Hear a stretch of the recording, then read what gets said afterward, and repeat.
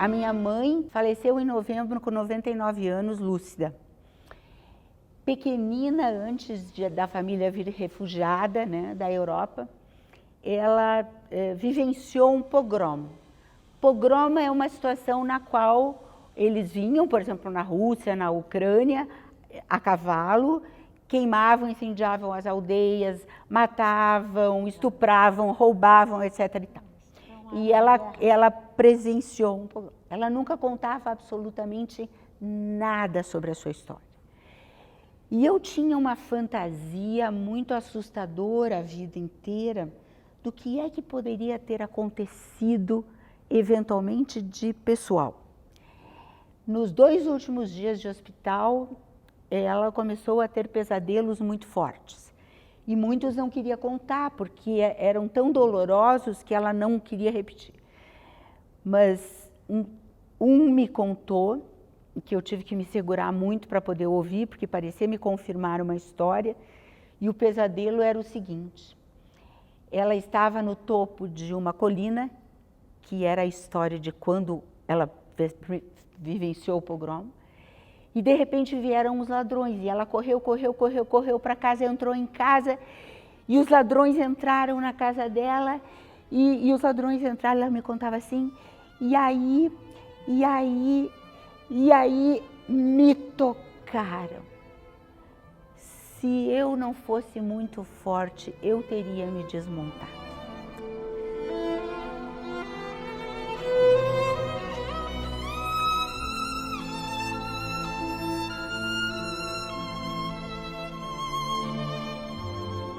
As violências são variadas, né? Você tem violência física, que as pessoas se impactam mais, né? Porque você sofre uma agressão, você fica com um hematoma, você tem um corte, você é assassinado, né? Isso é uma, mas tem a psicológica, né? Tem a sexual, que é uma violência muito complicada, tem a patrimonial, né? Então, assim, são várias violências e também com relação aos níveis, desde a microviolência, aquela violência que é naturalizada, que as pessoas não percebem que é uma atitude de violência, porque está tão natural dizer, mas esse batom vermelho, você vai com essa roupa? Que assim, e por que isso é uma violência? Porque você está entrando no poder de decisão e de autonomia da outra pessoa, né? Não, mas isso não fica bem, esse decote é muito forte. Isso é uma microviolência, as pessoas não percebem, porque está tão naturalizado, é normal, né? E não se atenta que uma microviolência com uma outra microviolência se torna uma média violência. Uma média violência com uma outra média violência já se dá uma grande violência. E uma grande violência com outra grande violência dá uma violência muito maior. E as grandes violências acabam em assassinato.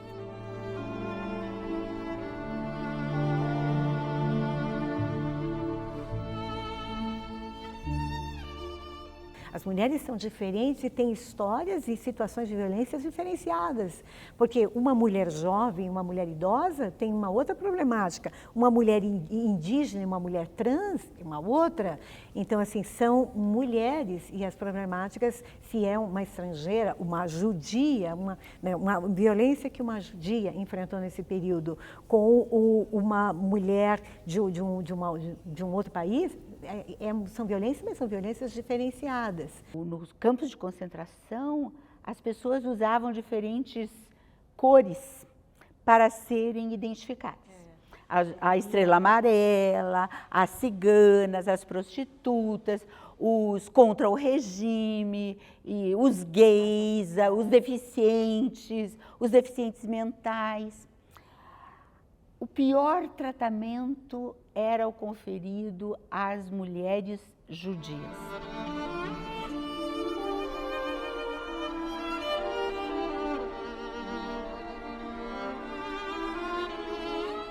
A quantidade de mulheres, 3.000 mulheres estupradas, mulheres que eram torturadas, mulheres que tinham cachorro sobre si para lhes morderem, que eram envenenadas, que eram, mesmo nos guetos, os guetos eram o lugar onde os judeus moravam confinados. De tanto em tanto, as pessoas que controlavam o gueto, que faziam a ponte com os nazistas, eram solicitados a mandar mulheres para uso dos alemães. É terrível. Eles eram obrigados a fazer isso, porque senão toda a comunidade seria afetada. Havia uma lei na Alemanha nazista de que o sangue ariano não poderia ser misturado. O que acontecia? As mulheres engravidadas eram mortas ou tinham que esconder a gravidez, eram as primeiras ao chegar no campo, a serem mandadas, tanto as lactantes quanto as grávidas, para os fornos.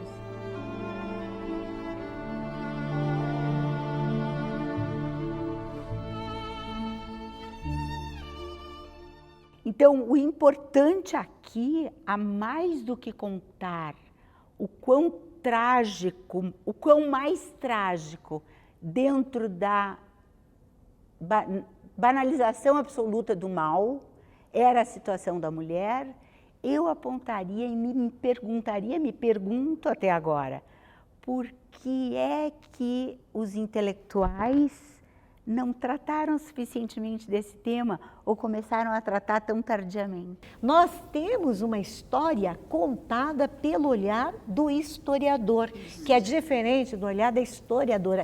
Tanto é que, por exemplo, quando houve o processo da libertação e tudo mais, os julgamentos, eles não consideraram as violências sexuais que essas mulheres estavam enfrentaram, né, dentro dos campos de concentração.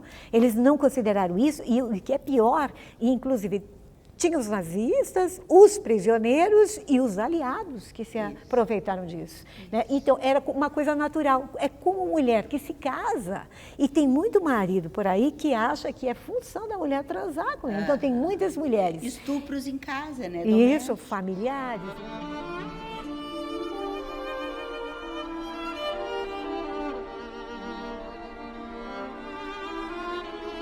Porque se você vai contar, se o mineiro vai contar a história, ele vai contar a história a partir da sua vivência, da sua experiência, das suas...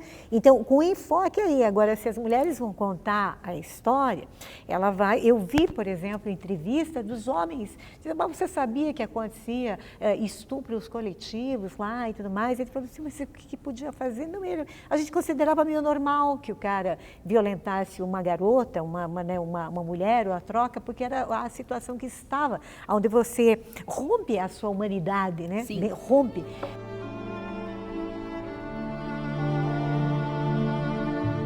A partir daquilo que sabiam fazer, que era cuidar dos sujeitos, receitas de cozinha, faziam cadernos de receitas, se organizavam escondidas para cuidar de quem era mais precisada. Então, a gente enxerga, seja lá, seja aqui.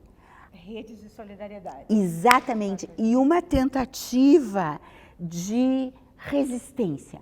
Então, inclusive, a gente podendo entrar na situação de mulheres que efetivamente, judias ou não, tiveram papéis determinantes, fundamentais, na resistência. A Olga Benário, ela entrou dentro quando ela ficou no campo de concentração e ela começou a organizar as mulheres para a reivindicação de coisas de primeiríssima necessidade, porque você sabe que uma das violências, nós estamos falando agora que uma violência é sexual, às vezes tinha que trocar certos itens assim básicos, né, por conta por ser isso e o sexo por conta disso. A Olga organizou, fez a resistência interna, ela protegia a questão das mulheres, ela mantinha o astral dentro de uma situação de tanta morte que você estava abordando, iniciativas assim muito importantes.